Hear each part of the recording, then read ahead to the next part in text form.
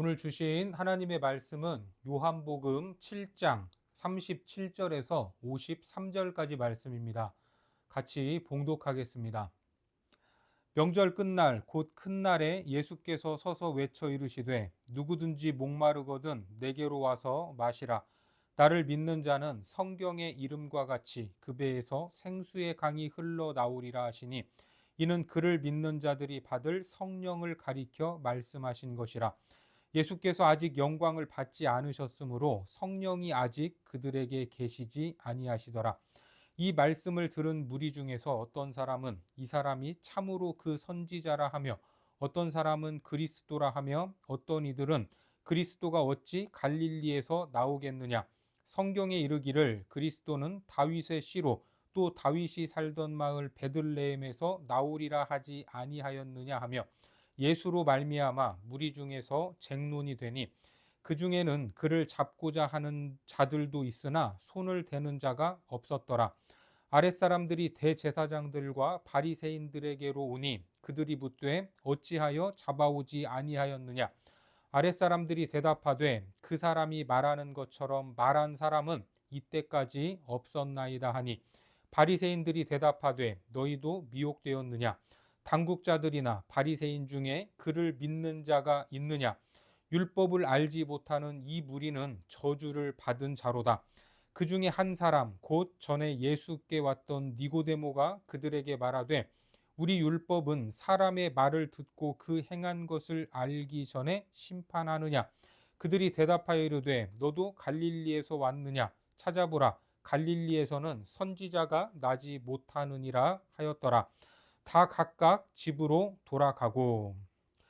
오늘은 내 안에 넘치는 생수의 강이라는 제목으로 하나님 말씀 전하겠습니다. 예수님이 메시아인가 아닌가? 예수님 당시의 사람들은 예수님을 보면서도 헷갈렸습니다. 그래서 본문은 계속되는 그들의 갑론을박이 이어지고 있습니다.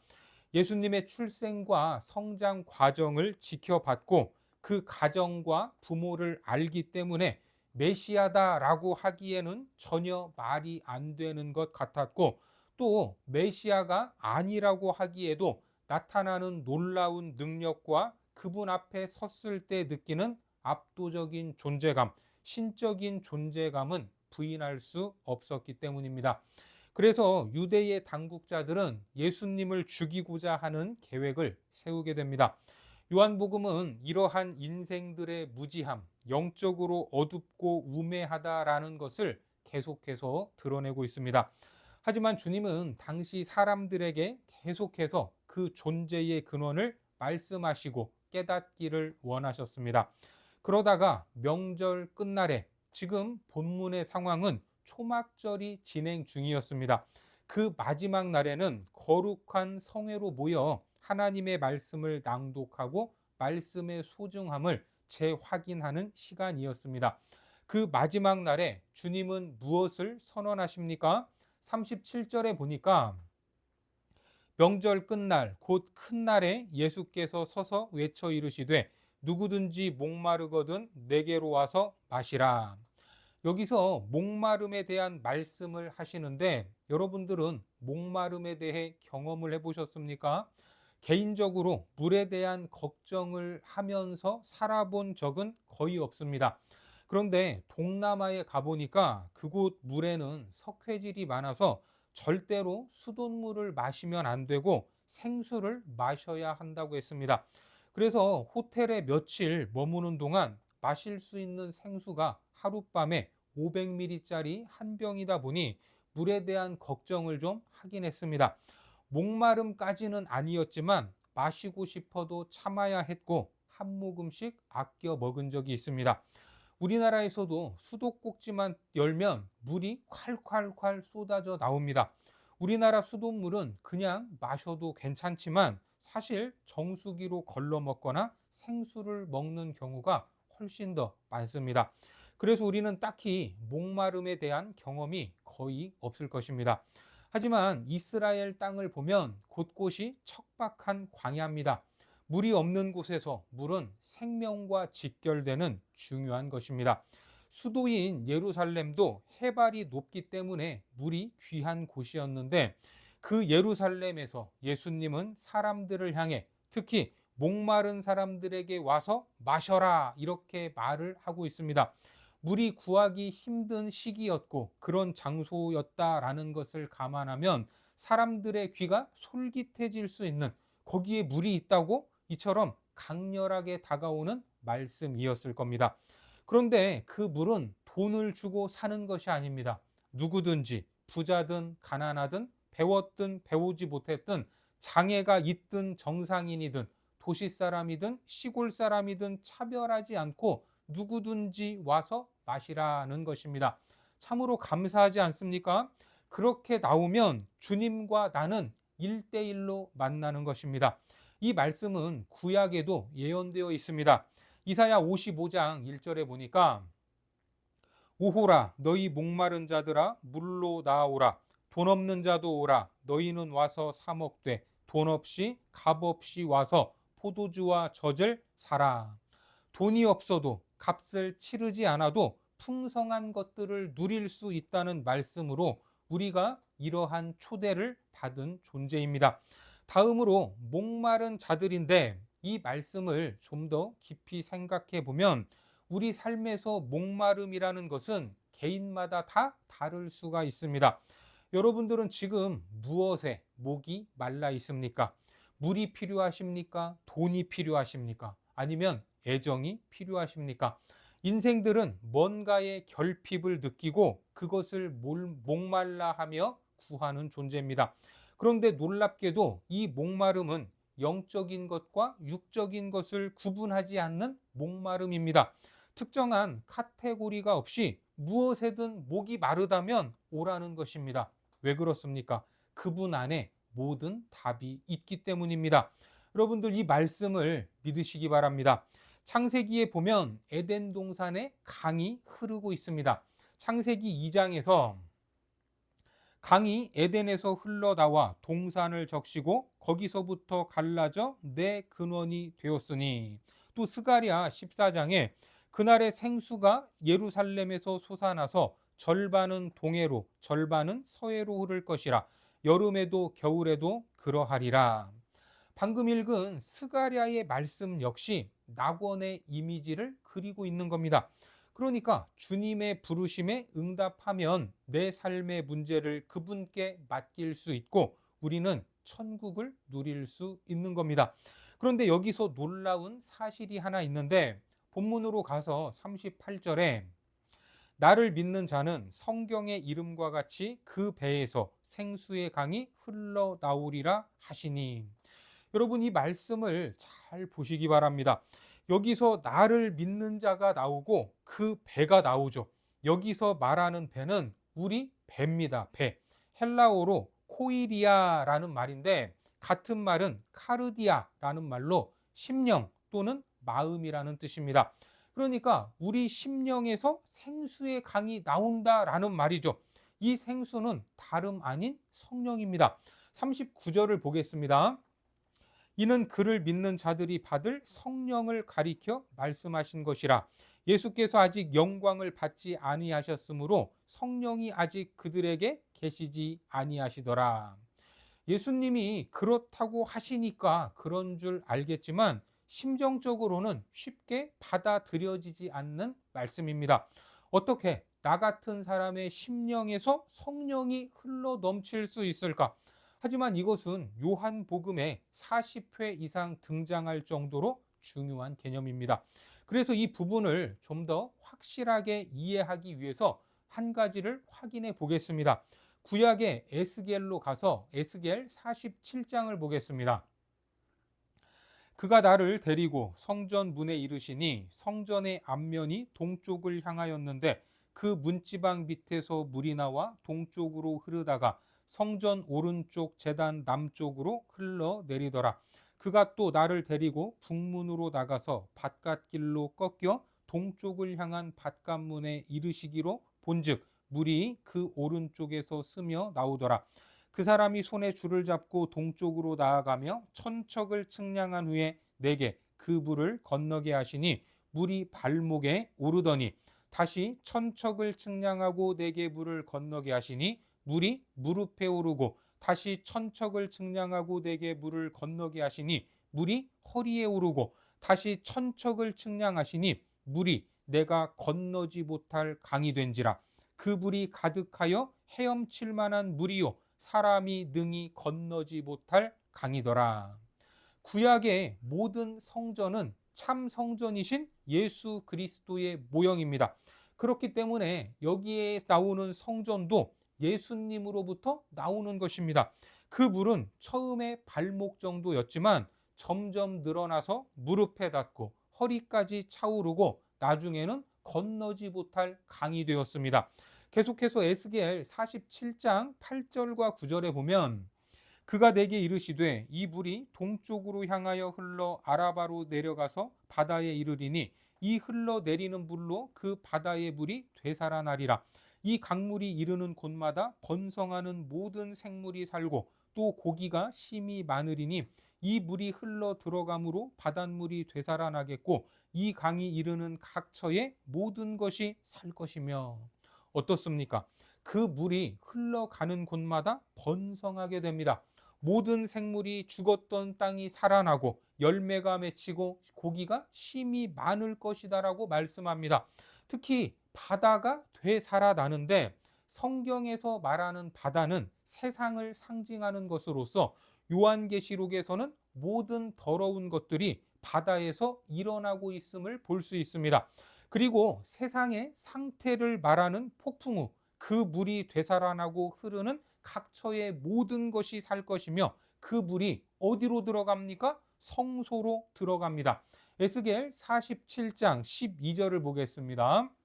강 좌우 가에는 각종 먹을 과실나무가 자라서 그 잎이 시들지 아니하며 열매가 끊이지 아니하고 달마다 새 열매를 맺으리니 그 물이 성소를 통하여 나옴이라.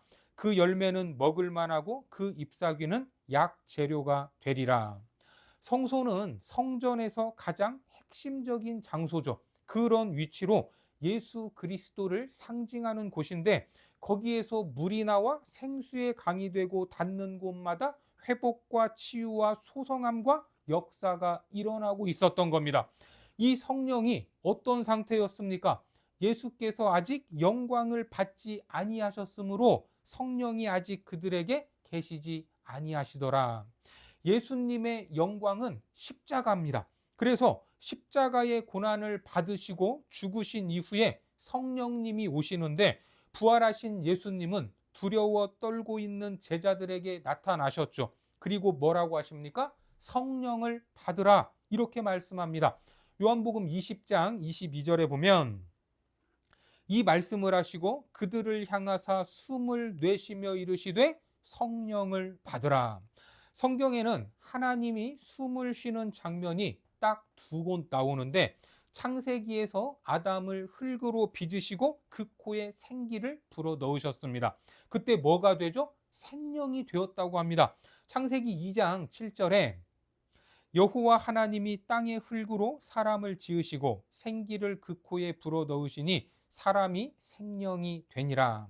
생명은 살아있는 영이다라는 말로 온전한 사람이 된 것으로서 첫 번째 창조였습니다. 그런데 아담의 범죄로 인해 죄가 들어왔고 첫 번째 창조는 실패로 끝나는 것만 같았습니다.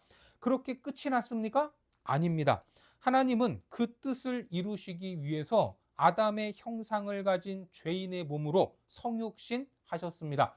그렇게 두 번째 아담으로 오신 예수님이 첫사람 아담으로부터 시작된 모든 죄악을 대신하여 십자가에 죽으셨고 부활하셔서 슬픔과 두려움에 빠진 채 영원한 형벌로 죽을 수밖에 없는 모든 인생들을 살리시는데 어떻게 숨을 내쉬면서 성령을 받으라 이렇게 말씀하신 겁니다.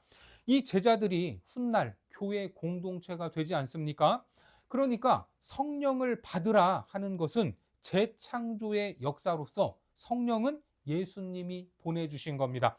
그래서 예수님을 믿는 우리 역시 성령을 받았고 그 성령님은 우리 마음, 우리의 심령 중심에 계시는 것입니다. 이것을 조금 더 유식한 말로 표현을 하면 성령의 내주하심이다라고 말을 합니다. 하지만 우리의 삶을 우리가 잘 알고 있지만 내 모습을 보면 성령이 계시지 않을 것만 같은 그런 순간이 많이 있습니다. 변화되지 못한 모습, 죄악된 모습이 여전하기 때문입니다. 그것은 우리 안에 성령이 내주하지 않기 때문이 아니라 우리가 성령으로 충만하지 못하기 때문입니다. 성령의 내주와 성령의 충만은 개념이 다릅니다. 성령이 내주하지 않으시면 우리는 주님을 믿을 수도 없고 주님이라고 고백할 수도 없습니다. 그러니까 오늘 예수님의 말씀처럼 우리 배에서 생수의 강이 넘치기 위해서는 우리 안에 내주하시는 성령이 내주하시는 것보다 더 나아가서 충만하게 역사하셔야 하는 겁니다. 발목에서 무릎까지, 무릎에서 허리까지 사람이 잠길 정도의 강물로 넘쳐날 수 있는 것이 우리 안에 계시는 성령인 줄 믿으시기 바랍니다. 흘러가기 위해서는 충만해야 합니다. 그것이 넘쳐나야 합니다. 나 혼자 사는 것도 힘든데 무슨 물을 흘려보낼 수 있겠습니까? 그런데 나를 믿는 자는 그 배에서, 나의 배에서, 나의 심령에서 생수의 강이 흘러 나온다는 것입니다. 그래서 우리는 성령을 구해야 합니다. 내 안에 계신 성령님께 내 삶을 인도하시도록, 이끄시도록 내어 드리시기 바랍니다. 그러면 나 혼자만 사는 것이 아니라 내가 머무는 곳곳마다 생명이 있게 하는 것입니다.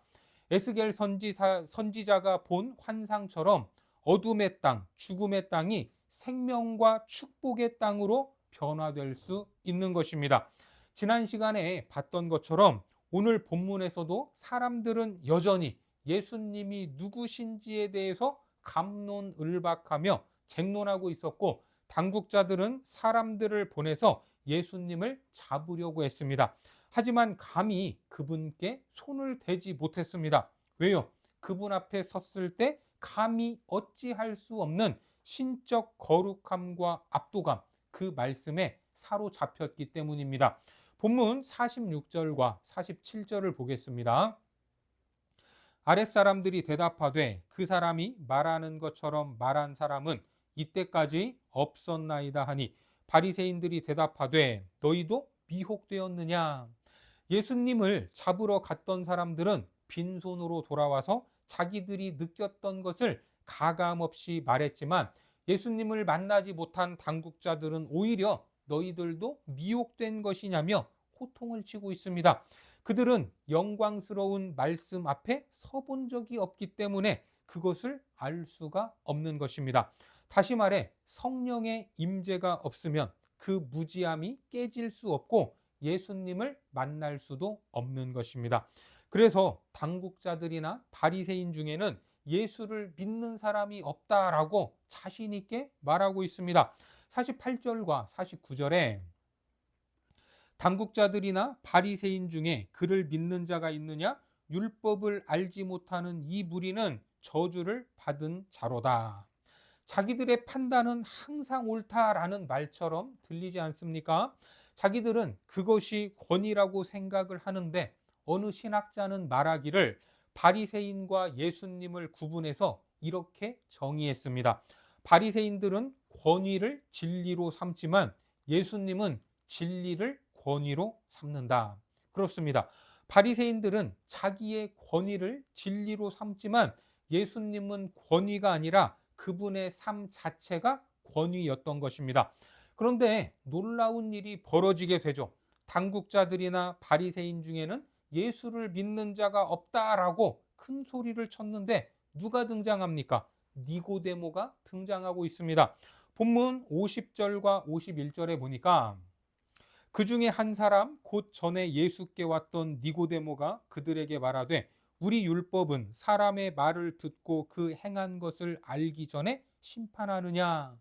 니고데모는 사내들인 공회원이요 부자요 존경받는 바리새인으로 한밤중에 예수님을 찾아와서 영생에 대해 물었던 인물입니다. 그랬던 그가 예수님을 죽이려고 하는 자들에 대해서 이의를 제기하고 있는 겁니다. 신명기에 보면 신명기 1장 16절에 내가 그때에 너희의 재판장들에게 명하여 이르기를 너희가 너희의 형제 중에서 송사를 들을 때에 쌍방간에 공정히 판결할 것이며 그들 중에 있는 타국인에게도 그리할 것이라. 송사를 할 때 공정하게 하려면 죄인이라도 그 말을 직접 들어봐야 하는 겁니다. 니고데모도 율법에 대해서 훤히 알고 있었기 때문에 율법 조문으로 예수님을 옹호하고 있는 겁니다. 하지만 니고데모의 이런 행동이 유대 사회에서 얼마나 위험한 일입니까? 더군다나 당국자 신분으로서 그들에게 예수 믿는 자다라고 낙인이 찍히게 되면 앞으로의 삶이 피곤해질 수밖에 없다라는 것은 너무나도 자명한 일이었습니다. 그런데 니고데모가 이렇게 나설 수 있었던 이유가 무엇일까? 바로 성령이 함께 하셨기 때문입니다. 처음에는 긴가민가해서 예수님을 찾아갔지만 이후 그는 성령으로 거듭났습니다. 그리고 유대 사회에서 자기의 명성과 지위를 잃을 수도 있는 위험한 행동을 하는 것입니다.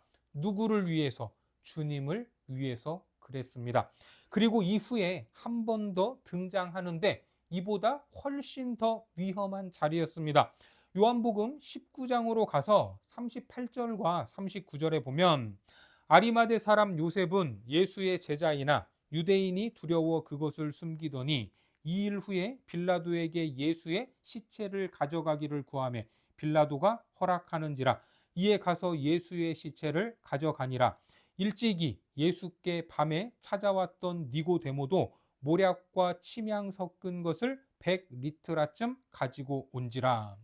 예수님이 사형을 받고 십자가에 죽으신 후 장사를 지냈던 겁니다. 지금 자기가 누리는 것이 중요하고 자기의 성공이 중요하고 앞길이 중요했다면 절대로 할 수 없었던 행동입니다. 그런데 이러한 담대함을 누가 주십니까? 성령님이 주시는 겁니다. 이러한 결단과 행동으로 누가 이끄십니까? 성령님께서 이끄신다라는 겁니다. 성령이 아니고서는 예수를 주로 시인할 수 없고 그분을 믿을 수도 없습니다. 담대하게 나아갈 수도 없습니다. 그래서 우리는 그 성령님께 완전히 지배되어야 합니다. 내 의지, 내 생각, 내 삶을 그분께 내어 맡기기 바랍니다. 그래서 우리 안에 계신 성령님, 우리 삶을 주관하셔서 육신대로 살아가는 삶이 아니라 성령으로 충만한 삶이 되어 우리가 머물고 있는 삶의 현장, 가정과 학교와 직장에서 그 생명수를 흘려보내는 삶으로 생명을 살리고 회복시키는 복의 근원들이 되시기를 주님의 이름으로 축원합니다. 기도하겠습니다. 하나님, 우리에게 성령을 보내주시니 감사합니다. 우리 안에 계신 성령이 소멸되지 않고 매일 매 순간 충만하게 역사하기를 원합니다. 특별히 죄악된 육신의 삶이 원하는 대로 끌려가지 않게 하시고 성령님이 이끄는 삶이 되어 우리의 배, 우리의 심령에서 생수의 강이 흘러 넘치게 하시고 영적으로 죽어가는 모든 장소와 영혼들을 향하여 새 생명과 회복의 역사가 있게 하여 주옵소서. 예수님의 이름으로 기도드립니다. 아멘.